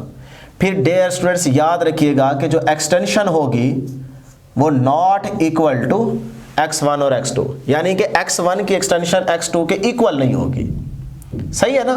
तो फिर फोर्स जो रहेगी वो याद रखिएगा वो तब भी आपके पास क्या रहेगी? इक्वल रहेगी। फोर्स पे फर्क नहीं पड़ेगा, हाँ k को चेंज करने से एक्सटेंशन पे फर्क पड़ेगा जब आप सीरीज कॉम्बिनेशन डिस्कस कर रहे होंगे। तो इसका मतलब फिर यहाँ पे k जो है वो K2 के इक्वल नहीं है। जब K1 K2 के इक्वल नहीं होगा तब डियर स्टूडेंट्स एक्सटेंशन इक्वल नहीं होगी, एक्सटेंशन पे फर्क पड़ेगा, लेकिन फोर्स की वैल्यू सेम रहेगी, फोर्स इक्वल डिवाइड होगी किसमें? सीरीज कॉम्बिनेशन में। क्लियर है? ये बड़ा इंपॉर्टेंट पॉइंट है, याद रख लें। अच्छा जी, अगर आपको यहाँ पे एक्सटेंशन चाहिए हो फिर, तो अगर टोटल एक्सटेंशन इस केस में चाहिए हो तो फिर डियर स्टूडेंट्स वो फार्मूला बन जाएगा आपके पास, ये यहाँ पे लिखने लगा हूँ, x1 दोनों को ऐड कर दें इज इक्वल टू x, दोनों को ऐड करेंगे तो आपको टोटल एक्सटेंशन मिल जाएगी। देखें ना, फोर्स पे कोई फर्क नहीं पड़ रहा, तो ये वाला फार्मूला आप यूज करेंगे, फोर्स कांस्टेंट, तो अगर k को आप इंक्रीज कर रहे हैं दोनों में से किसी एक को, तो इसका मतलब फिर एक्सटेंशन क्या हो जाएगी? कम हो जाएगी, क्योंकि ये इनवर्स रिलेशन आ रहा है ना k का x के साथ, तो आप इजीली देख सकते हैं। अब डियर स्टूडेंट्स अगर यही वाला फार्मूला सीरीज कॉम्बिनेशन में ये वाला फार्मूला प्रूफ करना चाहें तो यहां से इजीली कर सकते हैं इस फार्मूले से। देखें यहाँ पे क्या है? 1/K1, इसका मतलब x की वैल्यू, यही वैल्यू अगर x की मैं यहाँ पे पुट कर दूं तो इसका मतलब हमारे पास फोर्स कांस्टेंट है, कैंसिल हो जाएगी, पीछे क्या रहेगा? 1/K1 plus 1/K2। तो इस फार्मूले के अंदर आप ऐड कर दें। देखें x1 है तो x1 की जगह क्या लिखूं? F1/K, इधर प्लस x2 है, क्या लिखूं? F2/K2। तो F1 और F2 क्या है? F के इक्वल, तो सेम है, वो कैंसिल हो जाएगा, पीछे 1/K1 plus 1/K2 is equal to 1/K equivalent बच जाएगा, तो ये वाला फार्मूला प्रूफ हो जाएगा। क्लियर है ना। नेक्स्ट हम बात करते हैं कि यही चीज अगर साइड बाय साइड हो, यानी कि दो आपके पास स्प्रिंग है साइड बाय साइड पैरेलल में कनेक्ट किया गया और उनके साथ कॉमन यहाँ पे एक वेट कनेक्ट किया गया जिसका वेट क्या है जी? mg। अब इस केस में क्या होगा? इसी तरह से यहाँ पे डिस्कस करते हैं कि इफ अगर इन दोनों का कांस्टेंट क्या हो? इक्वल, K1 जो है वो K2 के इक्वल हो, फिर डियर स्टूडेंट्स याद रखिएगा कि हमारे पास जो एक्सटेंशन होगी वो क्या रहेगी? इक्वल रहेगी। दोनों में जो एक्सटेंशन प्रोड्यूस होगी वो भी सेम होगी, फोर्स भी सेम रहेगी। हाँ, अगर इन दोनों का कांस्टेंट डिफरेंट है फिर क्या होगा? फिर डियर स्टूडेंट्स याद रखिएगा कि जो एक्सटेंशन है ना इस पे कोई फर्क नहीं पड़ेगा, फोर्स जो है वो डिपेंड करेगी स्प्रिंग कांस्टेंट K पे, जिसका कांस्टेंट K ज्यादा होगा उधर फोर्स भी आपको ज्यादा अप्लाई करनी पड़ेगी। तो फिर मैं कह सकता हूं कि अगर आपके पास K1 K2 के इक्वल नहीं है, इसका कांस्टेंट कुछ और है, इसका कांस्टेंट कुछ और है, तो फिर याद रखिएगा इस केस में फोर्स जो है वो इक्वल नहीं होगी। हाँ, एक्सटेंशन जो है वो आपके पास क्या होगी? इक्वल होगी। सही है। और अगर आप extension sorry dear students, parallel में क्या देख रहे हैं कि एक्सटेंशन क्या है? सेम, इक्वल, इस पे कोई फर्क नहीं पड़ेगा, ये कांस्टेंट है। ठीक, फोर्स क्या हो जाएगी? डिफरेंट हो जाएगी अगर आप कांस्टेंट डिफरेंट करते हैं, क्योंकि फोर्स जो है वो कांस्टेंट K पे डिपेंड कर रही है इस फार्मूले के अकॉर्डिंग। सही है ना। और उसके बाद अगर मुझे फोर्स टोटल चाहिए हो तो फिर क्या फार्मूला लिखूंगा? F1 plus F2 is equal to F। तो इस तरह से आप फोर्स को तो कैलकुलेट कर सकते हैं, टोटल फोर्स को, लेकिन यह है कि इस केस में एक्सटेंशन जो है वो कांस्टेंट रहेगी, उस पर कोई फर्क नहीं पड़ेगा। आप यहाँ पे दोनों के कांस्टेंट चेंज करके देख सकते हैं, फोर्स चेंज हो जाएगी लेकिन एक्सटेंशन सेम प्रोड्यूस होगी पैरेलल कॉम्बिनेशन में। ठीक है, तो ये कुछ पॉइंट्स थे जिनको आपने यहाँ पे याद रखना है। और अगर आप पैरेलल कॉम्बिनेशन का ये वाला फार्मूला प्रूव करना चाहते हैं तो ये देखें, इस फार्मूले में किधर ये वाला F1 की जगह क्या लिखेंगे? K1 X1 प्लस F2 की जगह K2 X2। तो फिर X क्या है? Same, X1 is equal to X2, X2 is equal to X, तो वो आपके पास कैंसिल हो जाएगा, पीछे आपके पास क्या रहेगा? K1 प्लस K2 रहेगा। तो तो ये भी प्रूफ हो जाएगा। लास्ट में डिस्कस करते हैं जी हमारे पास कुछ कैरेक्टरिस्टिक्स हैं सिंपल हार्मोनिक मोशन की, जिसमें सबसे पहले वाइब्रेशन, फ्रीक्वेंसी और टाइम पीरियड। इनको ज़्यादा डिटेल में लेके चलने की जरूरत नहीं है, जस्ट आप इनको डिफाइन कर लें कि अगर हम सिंपल हार्मोनिक मोशन की ये वाली एग्जांपल लें सिंपल पेंडुलम की, तो ये हमारे पास एक बॉब है, इनिशियली ये पॉइंट ए पे है, सही है, इस पॉइंट को नाम दे देते हैं ए। अब हम इस पे एक्सटर्नल फोर्स अप्लाई करके इसको एक्सट्रीम पॉइंट पे लेके जाते हैं, फिर हम क्या करेंगे, एक्सटर्नल फोर्स को रिमूव करेंगे। जब रिमूव करेंगे उसके बाद ये क्या करेगा, ऑसिलेट करना स्टार्ट कर देगा। तो डेस्टन जब ये अपनी 4 टिप्स कंप्लीट करेगा तो इसका मतलब एक साइकिल कंप्लीट हो जाएगा, यानी कि 1 वाइब्रेशन हो जाएगी। ये देखें, एक दफ़ा ये इस पॉइंट से ऐसे गया, फिर ये वापसी इस पॉइंट पे आया, फिर ये रुकेगा नहीं, आगे जाएगा, फिर यहाँ से दोबारा वापसी आएगा, तो एक चक्कर क्या हो जाएगा, कंप्लीट। जहाँ से निकले थे वहीं पे दोबारा बॉब को वापसी ले आए, तो इसका मतलब एक साइकिल कंप्लीट हो गया, एक चक्कर कंप्लीट हो गया। तो ये जो आपके पास 1 कंप्लीट वाइब्रेशन है ऑफ अ वाइब्रेटिंग बॉडी, इसे आप वाइब्रेशन कहते हैं। यानी कि वाइब्रेटिंग बॉडी जब अपना एक चक्कर कंप्लीट करता है तो ये उसकी वाइब्रेशन कहलाती है। ठीक, इसी तरह दूसरा चक्कर कंप्लीट करेगा तो 2 वाइब्रेशन, तो ये आपके पास वाइब्रेशन है, ज़्यादा लिखने की जरूरत नहीं है। फ्रीक्वेंसी क्या होती है, डियर स्टूडेंट्स, एक सेकंड में जितनी नंबर ऑफ वाइब्रेशंस कंप्लीट होंगी वो उसकी फ्रीक्वेंसी कहलाएगी। फॉर एग्जांपल, अगर एक सेकंड में पेंडुलम इधर से इधर गया और फिर वापसी आया, 2 राउंड ट्रिप उसने कंप्लीट किया, तो इसका मतलब फ्रीक्वेंसी क्या होगी, हाफ। हाँ, अगर एक सेकंड में उसने 2 चक्कर कंप्लीट किए हैं, 2 वाइब्रेशन कंप्लीट किए हैं, तो फिर फ्रीक्वेंसी क्या होगी, 2। अगर एक सेकंड में 4 वाइब्रेशन, वो 4 साइकिल्स कंप्लीट कर रहा है एक वाइब्रेटिंग बॉडी, तो फिर फ्रीक्वेंसी क्या होगी, 4। ठीक, ये फ्रीक्वेंसी है। टाइम पीरियड क्या होता है भाई, एक वाइब्रेशन को कंप्लीट करने के लिए जो बॉडी को टाइम रिक्वायर्ड होता है वो टाइम पीरियड कहलाता है। यानी कि एक साइकिल को कंप्लीट करने के लिए जो टाइम लगता है वो टाइम पीरियड कहलाता है। क्लियर। अब डियर स्टूडेंट्स, अगर आप यहाँ पे वाइब्रेशन को वेव फॉर्म में देखना चाहें कि हमें कैसे पता चलेगा कि जब इस तरह की वेव फॉर्म ऐसे जा रही होगी, तो किस तरह हम निशानी याद रखेंगे कि एक वाइब्रेशन यहाँ पे कंप्लीट हो रही है, फिर दूसरी यहाँ पे हो रही है, तीसरी यहाँ पे हो रही है। तो उसके लिए हमारे पास 2 कंडीशंस होती हैं जो कि याद रखनी होती हैं कि अगर आप किसी 2 पॉइंट्स पे उनकी पोजीशन देखें और उसके साथ साथ डायरेक्शन पे गौर करें। अगर डायरेक्शन और पोजीशन सेम है तो इसका मतलब होगा कि उन 2 पॉइंट्स के बिटवीन एक साइकिल या एक वाइब्रेशन हो गई है कंप्लीट। तो वो चीज़ आप यहाँ पर चेक करना चाहें तो कर सकते हैं। ये हमारे पास एक साइकिल है, यानी कि एक चक्कर कंप्लीट कर रहा है अगर बॉडी, तो ये उसकी वेव फॉर्म बन गई, ठीक है ना। तो अब इस पॉइंट पे अगर हम चेक करते हैं, एक वाइब्रेशन समझाने जा रहा हूं, ये एक वाइब्रेशन ही है, लेकिन उसके लिए आप चेक कैसे करते हैं कि पोजीशन और डायरेक्शन पे गौर करते हैं। अगर इस पॉइंट पे मैं देखूं तो पोजीशन क्या है, 0, यानी कि मीन पे हम ठहरे हैं। डायरेक्शन क्या है, अपवर्ड, ये सही है ना, बॉडी ऐसे जा रहा है।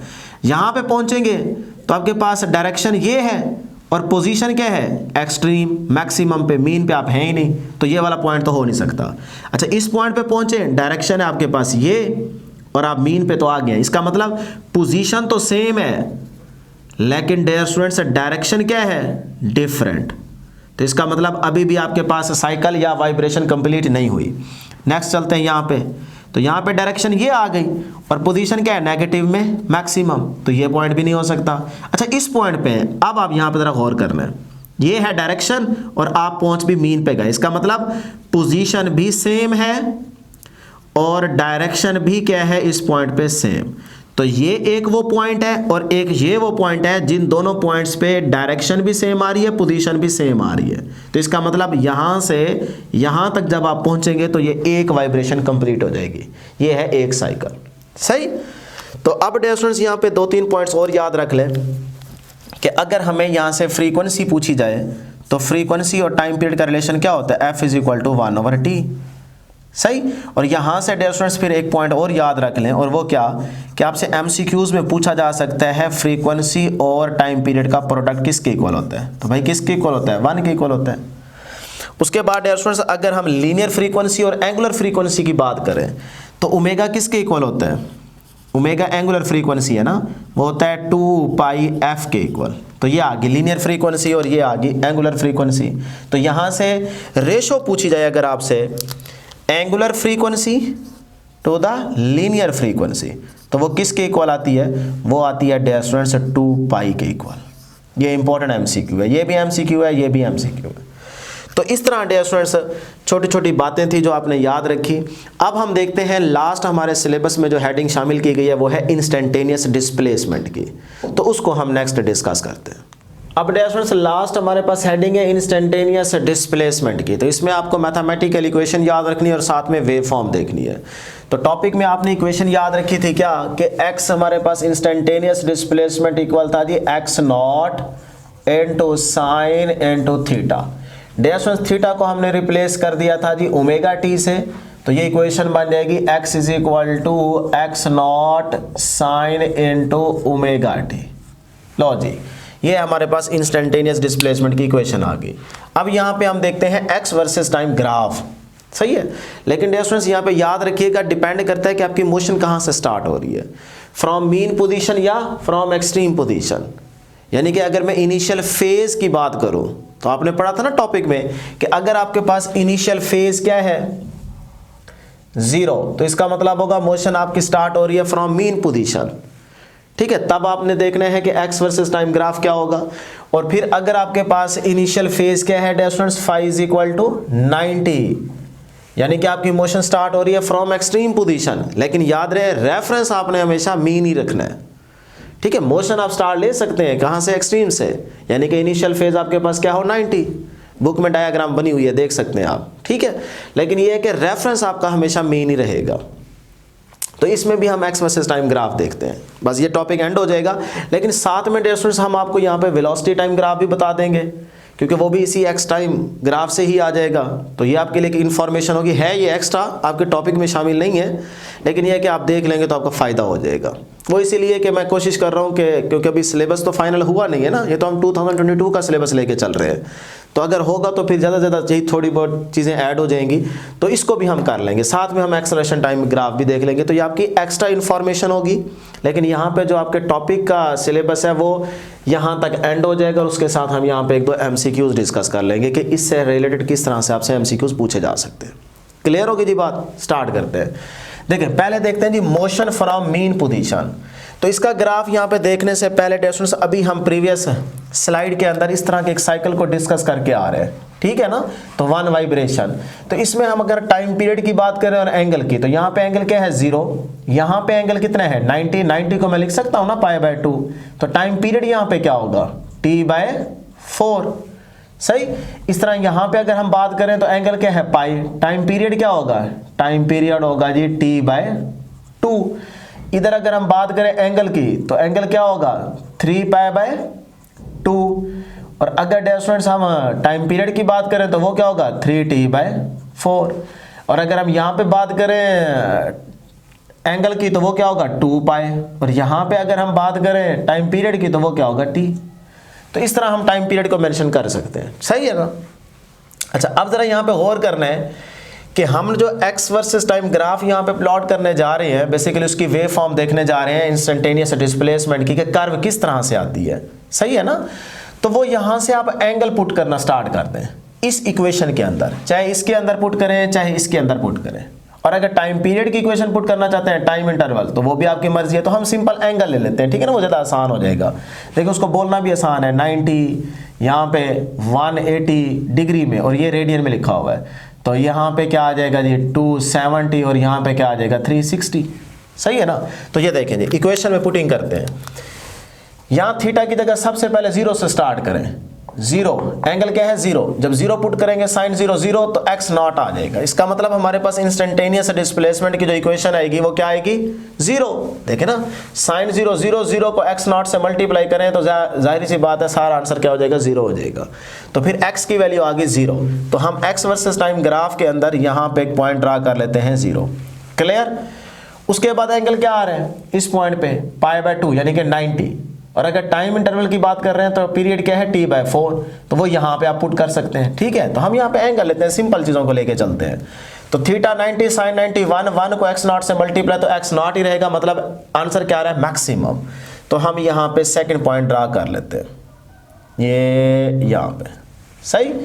उसके बाद 180 पुट करेंगे साइन 180 0 0 को x नॉट से मल्टीप्लाई तो आंसर 0, फिर आंसर सारा 0 हो गया। तो इसका मतलब ये पॉइंट आ जाएगा यहाँ पे, सही। तीसरा पॉइंट आ गया। फिर उसके बाद एंगल क्या है 270। अब 270 यहाँ पुट करें, साइन 270 क्या होता है माइनस का 1, माइनस 1 को x0 से मल्टीप्लाई तो माइनस का x0 आ जाएगा। इसका मतलब आंसर मैक्सिमम है लेकिन नेगेटिव में, तो ये हम यहाँ पे ड्रॉ कर लेते हैं पॉइंट। सही। उसके बाद लास्ट क्या है 360।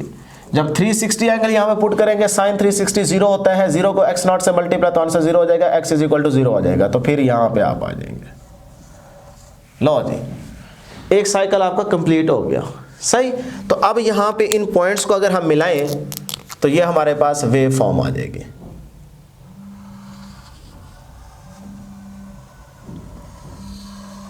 ये देखें, तो ये आपके पास x वर्सेस टाइम ग्राफ आ गया। तो इसका मतलब इंस्टेंटेनियस डिस्प्लेसमेंट के अंदर जो आपको वेव फॉर्म मिलती है वो किस तरह की है, वो साइन कर्व है। कैसे है डियर स्टूडेंट्स, साइन कर्व। सही है ना। देखिए इक्वेशन भी आपके पास क्या है, साइन की है ना, तो साइन कर्व इस तरह से नहीं होती साइनसॉइडल, ठीक। तो उस तरह की आपको साइन कर्व मिल जाएगी। अब डियर स्टूडेंट्स इसमें आप इक्वेशन वही यूज करेंगे जो हमने ऊपर लिखी है, तो वो मैं यहां पे लिख देता हूं ताकि आपको याद रहे कि हमने इक्वेशन कौन सी यूज की है। तो वो है x is equal to x0 sine into theta. लो जी, कितना आसान था, बस ये आपने चीजें याद रखनी है। अब डियर स्टूडेंट्स नेक्स्ट हम यहाँ पे देख लेते हैं वेलोसिटी टाइम ग्राफ। तो इसमें आप क्या करें कि इसी x से आपको vt ग्राफ मिल जाएगा। कैसे मिलेगा जरा गौर करना है। अच्छा, ये कंडीशन तब आपने अप्लाई किया जब इनिशियल फेज क्या था, 0। सही ना, 0 से आपने स्टार्ट लिया था। तो अब डियर स्टूडेंट्स vt ग्राफ कैसे आएगा, यहां से भाई इस कर्व पे ना आप स्लोप ड्रा करना स्टार्ट कर दें।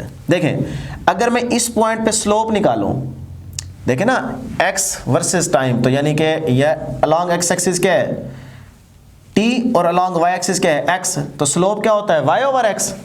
स्लोप क्या होता है, स्लोप होता है जी y ओवर x। तो y के अलॉन्ग क्या है x, तो इसका डेरिवेटिव ले लेना। तो अगर नहीं भी लेंगे तो तब भी आपको समझ आ जाएगी, लेकिन सिर्फ बताने का मकसद ये है कि जब आप इसका डेरिवेटिव लेंगे delta y over delta x, तो यहाँ पे भी डेल यहाँ पे भी डेल, तो इसका मतलब x का डेरिवेटिव लिया जा रहा है। तो ये क्या बन जाएगा, rate of change of displacement is called velocity. तो इसका मतलब अगर मैं x वर्सेस टाइम ग्राफ का स्लोप निकालूं तो मुझे वेलोसिटी मिल सकती है। सही है। तो मैं इसी ग्राफ का फिर स्लोप निकाले तो मुझे वेलोसिटी टाइम ग्राफ मिल जाएगा। बात समझ नहीं आ रही, ठीक है। तो ये आपके लिए इंफॉर्मेशन बेस्ड MCQ हो सकता है, तो इसको जरा देख लेते हैं। देखें जी डियर स्टूडेंट्स, मैं अगर इस पॉइंट पे स्लोप निकालूं तो ये बनेगा ना इस पॉइंट पे टेंजेंट, ये स्लोप आ गया इस पॉइंट का। अब ये स्लोप इस पॉइंट का, इस पॉइंट पे अगर स्लोप निकालूं तो टेंजेंट टू द पॉइंट ये लाइन आ जाएगी। इस पॉइंट पे अगर निकालूं तो ये आ जाएगी। इस पॉइंट पे निकालूं तो ये आ जाएगी। इस पॉइंट पे निकालूं तो ये आ जाएगा स्लोप। ऐसे ड्रा करते हैं ना। अब हम यहां से स्टार्ट करते हैं। फर्स्ट पॉइंट का स्लोप देखें इन पॉइंट्स के कंपैरेटिवली मैक्सिमम है या मिनिमम है। स्लोप सबसे ज्यादा कहां पे है, यहां पे है। देखें एक तो सबसे ज्यादा इनक्लाइंड लाइन आ रही है, यानी कि 90 के आप करीब हैं। 90 के करीब जितना जाएंगे उतनी स्लोप बढ़ती जाएगी। याद है ना, हॉरिजॉन्टल लाइन का स्लोप क्या होता है, 0। वर्टिकल लाइन का क्या होता है, इन्फिनिटी। तो 90 के जितना करीब जाएंगे स्लोप की वैल्यू ज्यादा, जितना अलोंग एक्स एक्सिस रहेंगे उतना स्लोप की वैल्यू कम। सही है ना। तो ये देखें इन सारी टेंजेंट लाइंस पे अगर गौर करें तो ये वाली लाइन जो है वो 90 के करीब है, तो इसका मतलब इस लाइन का स्लोप क्या है, मैक्सिमम, और है भी पॉजिटिव। पॉजिटिव कैसे आपको पता चलेगा, देखें स्लोप है तो मैक्सिमम, लेकिन पॉजिटिव कैसे है भाई। इधर अगर मैं क्वाड्रेंट ड्रा करूं तो ये देखिए ये क्वाड्रेंट बनता है, तो फर्स्ट क्वाड्रेंट में मेरा स्लोप लाई कर रहा है। तो इसका मतलब अगर आपका स्लोप 90 से लेस है, एंगल 90 से लेस है, तो स्लोप पॉजिटिव रहेगा। या कह लें कि टेंजेंट लाइन अगर फर्स्ट क्वाड्रेंट में लाई कर रही है तो स्लोप पॉजिटिव, अगर सेकंड में लाई कर रही है तो स्लोप नेगेटिव। ये सारी बातें हमने आपको चैप्टर 5 के अंदर बताई हुई हैं और चैप्टर 3 के अंदर भी बताई थी जब आप वेलोसिटी टाइम ग्राफ को डिस्कस कर रहे थे। तो एंगल क्या है, थीटा लेस देन 90, तो स्लोप रहेगा पॉजिटिव और क्या रहेगा, मैक्सिमम। तो ये देखें जी कोई पॉइंट ड्रा कर लेते हैं। ये आ गया मैक्सिमम और है भी क्या, पॉजिटिव, तो पॉजिटिव में हमने ड्रा कर दिया। सेकंड आ जाए, इस लाइन का स्लोप 0 क्योंकि हॉरिजॉन्टल लाइन है, तो फिर ये 0 वाला पॉइंट हम यहाँ पे ड्रा कर लेते हैं। क्लियर। इस लाइन का स्लोप देखें क्या है, इनक्लाइंड लाइन, यानी कि स्लोप तो है मैक्सिमम, लेकिन जरा गौर करना है क्वाड्रेंट अगर ड्रा करें कि स्लोप पॉजिटिव है या नेगेटिव है। ये देखें तो स्लोप लाई कर रहा है डियर स्टूडेंट्स, ये देखें कहाँ पे, सेकंड क्वाड्रेंट में। तो इसका मतलब यहाँ पे थीटा जो है वो 90 से क्या है, ग्रेटर, तो स्लोप क्या होगा, नेगेटिव। नेगेटिव भी होगा और इनक्लाइंड है तो मैक्सिमम भी होगा, तो ये नेगेटिव में हम यहाँ पे मैक्सिमम लिख देते हैं। सही है जी। उसके बाद इसका 0, क्योंकि हॉरिजॉन्टल लाइन है तो ये पॉइंट आ जाएगा जी 0।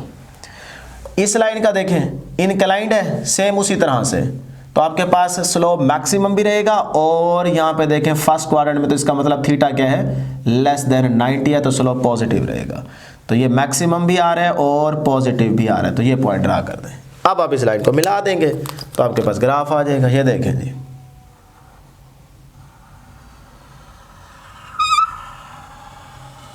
लो जी, ये डियर स्टूडेंट्स आपके पास वीटी ग्राफ आ गया। क्लियर है जी। तो अब इसके लिए इक्वेशन क्या यूज करेंगे, देखिए अब ये इक्वेशन जो है ये आपके पास कोसाइन की है, ठीक है। तो आप इक्वेशन यूज करेंगे जी, v is equal to v not cos into theta, ये इक्वेशन यूज करेंगे। सही है। अब डियर स्टूडेंट्स नेक्स्ट हमें क्या चाहिए भाई, नेक्स्ट हमें यहाँ पे चाहिए एटी ग्राफ। अब एक्सेलरेशन, तो जब आपको वेलोसिटी मिल गया है तो इस वेलोसिटी का स्लोप निकाल लें। स्लोप क्या होगा, delta we over delta T. देखें ना, वाई एक्सिस के लॉन्ग v है और एक्स एक्सिस के लॉन्ग क्या है, t। तो delta v over delta t क्या बन जाएगा, एक्सेलरेशन। तो इसका मतलब यहाँ से आपको क्या मिल जाएगा, एक्सेलरेशन। तो फिर मैं इसी ग्राफ का क्या निकाल लेता हूँ, स्लोप, तो आपको एक्सेलरेशन मिल जाएगा। आसान है ना। तो अब देखें जी, इस लाइन का अगर हम स्लोप, इस पॉइंट पे अगर हम स्लोप निकालें तो ये आता है जी टेंजेंट टू द पॉइंट, ये लाइन आ गई। इस पॉइंट पे अगर निकालें तो ये लाइन आ गई, इस पॉइंट पे निकालें तो ये लाइन आ गई, इस पॉइंट पे निकालें तो ये, और इस पॉइंट पे ये, ऐसे बनेगा ना टेंजेंट। अब देखें ये हमारे पास क्या है, हॉरिजॉन्टल लाइन, तो स्लोप क्या होगा यहाँ पे, 0। तो मैं एक पॉइंट ड्रा कर देता हूँ जी यहाँ पे, ये आ गया 0। ये क्या है, इनक्लाइंड, तो स्लोप क्या होगा, मैक्सिमम। लेकिन किस क्वाड्रेंट में लाई कर रहे हैं, देखें सेकंड में, तो इसका मतलब यहाँ पे थीटा क्या है, ग्रेटर देन 90, तो स्लोप क्या होगा, नेगेटिव। तो ये मैक्सिमम भी है और नेगेटिव भी है, तो ये पॉइंट आपको यहाँ मिल जाएगा। अच्छा, उसके बाद इसका देखें हॉरिजॉन्टल लाइन, तो स्लोप यहाँ पे क्या होगा, 0, तो ये आप 0 पे आ गए। अच्छा जी, उसके बाद इस पॉइंट पे देखें इनक्लाइंड है, स्लोप मैक्सिमम होगा, स्लोप मैक्सिमम है, लेकिन क्वाड्रेंट देखें थीटा क्या है, लेस देन 90। फर्स्ट क्वाड्रेंट में आपकी लाइन लाई कर रही है ना, सॉरी, तो इसका मतलब थीटा लेस देन 90, स्लोप क्या होगा, पॉजिटिव। मैक्सिमम भी है और पॉजिटिव भी है, तो ये बन गया पॉइंट। सही। उसके बाद आगे हॉरिजॉन्टल लाइन, तो स्लोप यहाँ पे क्या है, 0, तो ये आ गया जी 0। अब डियर स्टूडेंट्स आप यहाँ पे इसको मिलाएंगे तो आपके पास ग्राफ आ जाएगा, एटी ग्राफ। ये देखें जी, लो जी, ये आपके पास है एटी ग्राफ आ गया, जो कि इसके बिल्कुल क्या है, रिवर्स है। सही है। तो अब इसकी इक्वेशन क्या होगी डियर स्टूडेंट्स, एटी ग्राफ की जो इक्वेशन होगी वो क्या होगी, वो मैं यहाँ पे लिख देता हूँ। इसके उलट है ना, तो इसका मतलब a इज इक्वल टू, हाँ जी, a नॉट साइन थीटा, लेकिन साथ में क्या आ जाएगा, यहाँ पे प्लस है, तो यहाँ पे देख लें एंगल फेज डिफरेंस कितना आ रहा है, 180 का। ये 0 से स्टार्ट हो रहा है, ये 180 से स्टार्ट हो रहा है, तो इसका मतलब साथ में क्या आ जाएगा, माइनस। तो ये आपके पास इक्वेशन यूज होगी। लो जी, अब हमारे पास फेज जब 0 था, यानी कि इनिशियल फेज, या आपकी मोशन फ्रॉम मीन पोजीशन थी, तो आपने एक्स टी ग्राफ भी देख लिया, वीटी भी देख लिया, एटी भी देख लिया। अब अगर आपकी मोशन स्टार्ट हो रही है फ्रॉम एक्सट्रीम, यानी कि फेज क्या होगा, 90, ये बुक में डायग्राम दी गई है, तब आप यही ग्राफ डिस्कस करना चाहें तो कैसे बनेंगे और उनकी इक्वेशन क्या होगी। तो फिर डियर स्टूडेंट्स हम जल्दी से इसको देख लेते हैं एक नज़र। एक चीज़ का ख्याल रहे, जब आप ये वाली इक्वेशन यूज़ करेंगे ना, x is equal to x not sine theta from extreme position, तो ये ऑटोमेटिकली आपके पास कॉस की बन जाएगी। ठीक है, इनिशियल फेज जब आप 90, मैं वैसे एमसीक्यूज के तौर पे डायरेक्ट बता रहा हूँ, अभी आपके सामने प्रूफ भी हो जाएगा कि देखें आप जब डियर स्टूडेंट्स ये इक्वेशन यूज़ करेंगे ना फ्रॉम एक्सट्रीम, और एक्सट्रीम के लिए देखें इक्वेशन क्या आ रही है, कॉस की, कोसाइन की। तो इनिशियल फेज आपका क्या होगा, 90, तो इसका मतलब इक्वेशन तो यूज़ करेंगे हम कॉस की। तो फिर मैं यहाँ पे लिख सकता हूँ, कहाँ लिखें, यहाँ लिख देते हैं, ये यहाँ पे, ठीक, x is equal to x not cos into theta. सही है ना। जब इनिशियल फेज 0 तो equation x is equal to x not sine theta. जब फेज इनिशियल 90 लेंगे तब इक्वेशन रहेगी x is equal to x not cos theta, और थीटा की जगह ओमेगा टी। ये आपको पढ़ाया गया था, तो वही मैंने इक्वेशन यूज कर दी। ये ख्याल रहे, बहुत इंपॉर्टेंट एमसीक्यू ये आ चुका है। तो अब इसमें एक्स टी ग्राफ देखते हैं। भाई थीटा की जगह पहले क्या लिखेंगे, 0 एंगल, तो cos 0 1 हो जाएगा। 1 को x नॉट से मल्टीप्लाई तो आंसर क्या आएगा, मैक्सिमम, तो x नॉट आएगा। तो इसका मतलब पहला पॉइंट आपको मिल गया मैक्सिमम, तो यहां पे मैं ड्रॉ कर देता हूं। सही है जी। अब एक चीज का ख्याल रहे, बच्चे कहते हैं सर आपने एक्सट्रीम से स्टार्ट किया है तो फिर आप पहला एंगल ही क्या लें, 90। नहीं डियर स्टूडेंट्स, मैंने याद रखो मैंने क्या बताया कि रेफरेंस हमेशा मीन रहेगा। रेफरेंस हमारा मीन है, तो मीन से एक्सट्रीम पे बॉडी को लेके गए हो, फिर एक्सट्रीम से अपनी मोशन को आपने स्टार्ट किया, वो आपका अपना फेज बन जाएगा 90। सही है ना। लेकिन आपने रेफरेंस हमेशा मीन ही लेना है।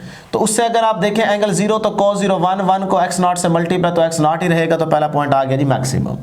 उसके बाद एंगल क्या है 90, तो यहाँ cos 90 क्या हो जाएगा, 0 को इससे मल्टीप्लाई तो आंसर सारा 0 हो जाएगा, तो ये आपके पास सेकंड पॉइंट आ जाएगा। उसके बाद यहाँ पे क्या पुट करेंगे जी, 90 के बाद 180, तो cos 180 का आंसर क्या होता है, -1 -1 को x नॉट से मल्टीप्लाई तो माइनस का मैक्सिमम आंसर आ जाएगा, तो ये पॉइंट आपको यहाँ मिल जाएगा। उसके बाद सॉरी डियर स्टूडेंट्स 270, तो 270 अगर पुट करेंगे तो cos 270 0 होता है, तो ये आपके पास आंसर आ जाएगा जी 0। सही। उसके बाद 360 पुट करेंगे तो cos 360 का आंसर क्या होता है, पॉजिटिव मैक्सिमम, तो ये पॉइंट आ जाएगा यहाँ पे। अब आप इन पॉइंट्स को मिला दें, जैसे मिलाएंगे तो आपके पास ये ग्राफ आ जाएगा। लो जी, ये आपके पास जब इनिशियल फेज 90 होगा, फाई जब 90 होगा तब आपके पास एक्स टी ग्राफ ये होगा। अब देखिए ये किससे मैच कर रहा है, इधर जरा गौर करें, वी टी जैसा, और वी टी में इक्वेशन क्या आ रही है, कॉस की, तो इधर देखें क्या आ रहा है, कॉस आ रहा है, तो ये साबित हो गया। सही है। अब डियर स्टूडेंट्स अगर आपको वी टी ग्राफ चाहिए तो वो आप खुद ड्रा कर सकते हैं। यहाँ पे क्या निकालेंगे, tangent to the point slope, इस पॉइंट पे भी स्लोप, इस पॉइंट पे भी स्लोप, इस पॉइंट पे भी स्लोप, इस पॉइंट पे भी स्लोप, फिर आपको एक ग्राफ मिल जाएगा वी टी। अब ये भी आपने खुद करना है, क्योंकि एक तरीका मैंने आपको यहाँ पे सिखा दी है, एक चीज़ यहाँ पे बता दी है। स्लोप देखें यहाँ पे क्या है, हॉरिजॉन्टल लाइन तो 0, तो पहला पॉइंट तो आ जाएगा 0। फिर यहाँ पे क्या है मैक्सिमम, लेकिन देखें नेगेटिव में लाई कर रहा है, तो इसका मतलब ये पॉइंट आ जाएगा। फिर यहाँ 0 तो ये पॉइंट आ जाएगा। फिर ये मैक्सिमम तो पॉजिटिव में आंसर आ जाएगा ना, क्योंकि फर्स्ट क्वाड्रेंट में लाई कर रहा है, तो ये। फिर उसके बाद यहाँ पे 0 तो ये यहाँ पे आ जाएगा। तो अब आप इसको मिला दें ऐसे, ठीक है। तो देखें ये किसका ग्राफ आ रहा है, किस तरह का है, ये देखें। तो इसका मतलब यहाँ पे साइन तो ज़रूर आएगा, लेकिन साथ में क्या रहेगा, माइनस। तो इस तरह के आप वहाँ पे इक्वेशन यूज़ कर दें। फिर ये वाला भी आप खुद करेंगे, इसकी भी इक्वेशन लिख लें और इसको भी आप ड्रॉ कर सकते हैं। यहाँ पे आप स्लोप निकालना स्टार्ट कर दें। ये पहला पॉइंट, ये दूसरा पॉइंट, ये तीसरा पॉइंट, ये चौथा पॉइंट और ये पांचवा पॉइंट कर लेंगे ना। तो ये आप खुद ट्राई कीजिएगा। अब डियर स्टूडेंट्स यहाँ से जो एमसीक्यू बन सकता है इंस्टेंटेनियस डिस्प्लेसमेंट के इस ग्राफ से या इस ग्राफ से, वो क्या बन सकता है, देखें ये है मैक्सिमम डिस्प्लेसमेंट x नॉट। अगर मैं इस मैक्सिमम डिस्प्लेसमेंट को हाफ कर दूं, हाफ डिस्प्लेसमेंट को मैंने क्या कर दिया, हाफ, तो बताएं इस हाफ डिस्प्लेसमेंट में टाइम पीरियड क्या होगा, किस टाइम पीरियड पे आपका इंस्टेंटेनियस डिस्प्लेसमेंट का जो मैक्सिमम डिस्प्लेसमेंट है वो हाफ आता है। ये आपसे पूछा, वर्डिंग आपको देंगे, आप समझ जाएंगे, लेकिन मैं जस्ट आपको समझा रहा हूं, ठीक है। देखें x नॉट की वैल्यू यहाँ पे मैक्सिमम है ना, मैंने उसको हाफ कर दिया यहां तक, तो x नॉट को मैंने कर दिया x नॉट बाय 2। तो बताएं टाइम पीरियड की वैल्यू क्या होगी। या वो ये भी पूछ सकता है कि यहाँ पे आप फेज बता दें, फेज की वैल्यू भी पूछी जा सकती है। तो ये आपसे एमसीक्यूज में पूछा जाएगा। तो अब आपको याद करना है, ये डायरेक्ट अगर याद रखना है तो इसकी वैल्यू होगी t/12। अगर आपने याद रखनी है, प्रूफ चाहते हैं तो फिर प्रूफ देखिएगा, x is equal to x not sine omega t होता है, तो x is equal to x not. अच्छा मैंने साइन की इक्वेशन यूज क्यों की, क्योंकि अगर इसको आप हाफ कर रहे हैं ना यहाँ पे, तो देखें इनिशियल फेज क्या आ रहा है 0, तो इसीलिए आप इक्वेशन साइन की यूज करेंगे, ठीक है। हम दूसरा भी करते हैं, तो साइन इंटू ओमेगा की जगह लिखें 2π/t इंटू टी, सही है ना, ये t। अब हमने क्या किया, हमारे पास जो मैक्सिमम डिस्प्लेसमेंट है उसका हमने क्या कर दिया है, सॉरी इंस्टेंटेनियस डिस्प्लेसमेंट को मैंने क्या कर दिया, हाफ। तो हम क्या कर देंगे, ये आपके पास आ जाएगा मैक्सिमम का, नहीं इंस्टेंटेनियस नहीं, बल्कि वो तो होगा ना इस पॉइंट पे, तो इंस्टेंटेनियस आपको मिलेगा ना, तो मैक्सिमम का आपने हाफ किया, सही बोल रहा था मैं, सॉरी, मैक्सिमम का आपने हाफ किया। तो ये देखिए, आपको इंस्टेंटेनियस मिला, तो इंस्टेंटेनियस क्या हुआ, मैक्सिमम का हाफ। असल में ना टाइम जल्द, वीडियो एंड होने का टाइम हो रहा है, तो मैं ज़रा स्पीड लगा रहा हूँ, स्पीड में ना फ्लो मेरा ब्रेक हो रहा है, ठीक है। तो आपने कोशिश करनी है आराम आराम से करना है।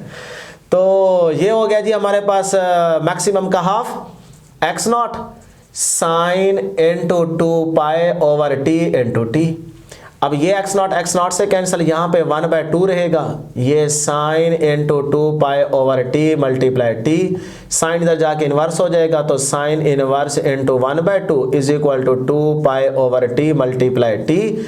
तो साइन इनवर्स 1/2 क्या होता है, 30 को मैं क्या लिख सकता हूँ, π/6, तो 2π/t multiply T. Difference pi से कैंसिल, 2 इधर आके डिवाइड हो जाएगा, t इधर जाके मल्टीप्लाई हो जाएगा, तो t/6 टू द 12 होता है, तो ये आपके पास टाइम आ जाएगा। तो देखिए t/12 पे आपकी वैल्यू क्या आ रही है, मैक्सिमम का हाफ। अगर फेज पूछा है उसने, तो फेज क्या आ रहा है, π/6, π/6 का मतलब क्या है, 30।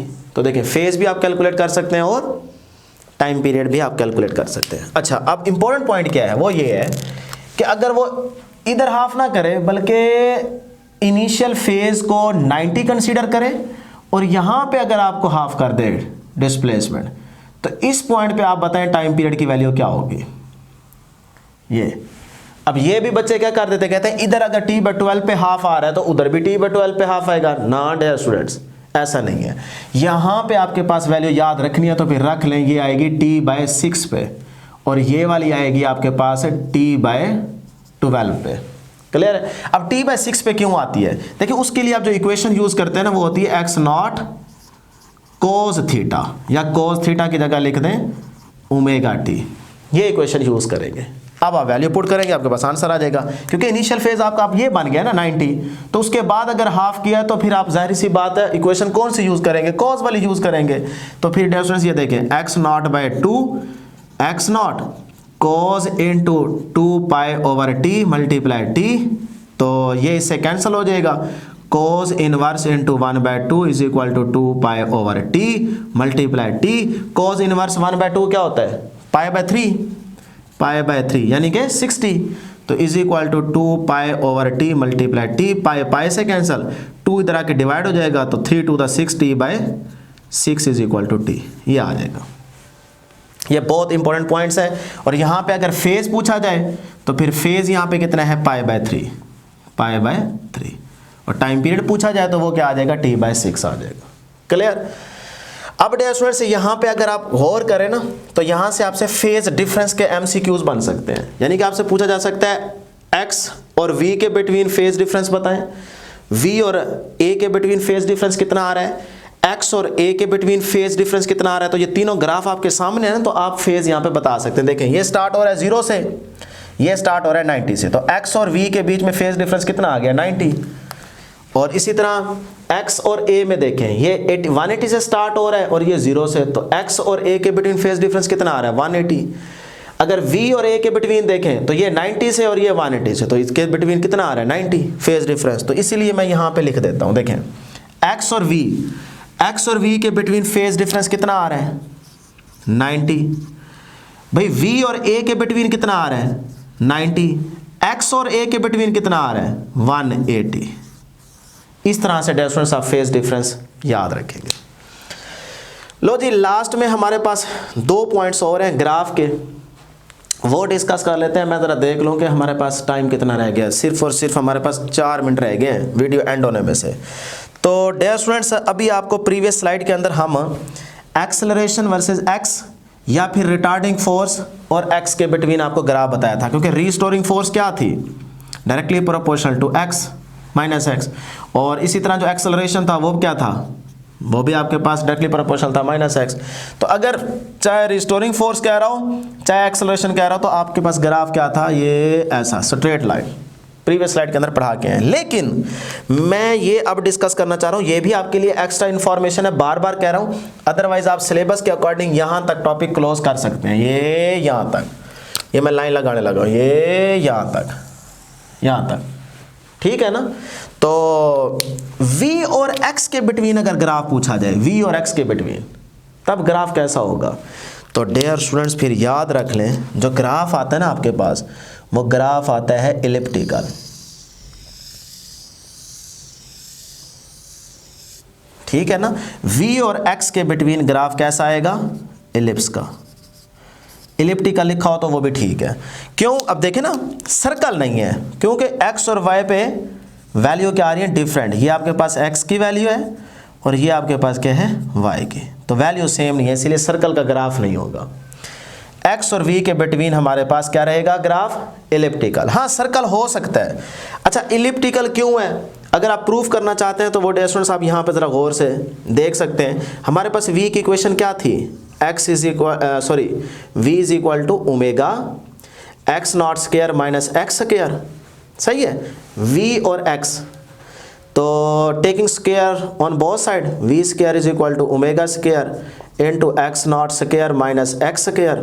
तो यहाँ से v square over omega square is equal to x not square minus x square.